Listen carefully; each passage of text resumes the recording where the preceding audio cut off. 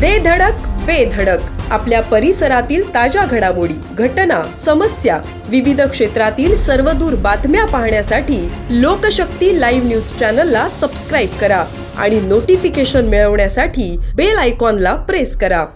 ठाण्यातील बाळकुंभ भागात एका सराफाला बंदुकीचा धाक दाखवून लुटण्याचा प्रयत्न केला, परंतु सराफाने प्रतिकार केल्याने चौघेही पळून जात होते। त्यावेळी एका बंदूकधारीने हवेत गोळीबार केल्याची माहिती समोर येत आहे।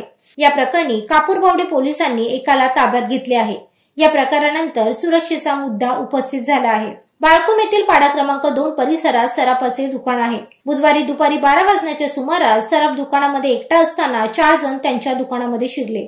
त्यातील एकाकडे बंदूक होती। चौघांनी बंदुकीचा धाक दाखवून सराफाला मारहाण करत लुटण्याचा प्रयत्न केला, परंतु त्याच वेळी सराफाने त्याच्याकडील एका दांडक्याने चौघांना मारहाण करण्यास सुरुवात केली। त्यानंतर चौघी चोरटे पळून जात होते। सराफाने आरडाओरडा केला। स्थानिक रहिवाशांनी चोरट्याचा पाठलाग केला, तसेच एकाला पकडले, तर एका चोरट्याने हवेत गोळीबार केल्याची प्राथमिक माहिती समोर येत आहे। या प्रकरणी कापूरबावडे पोलीस ठाण्यात गुन्हा दाखल करण्याची प्रक्रिया सुरू आहे।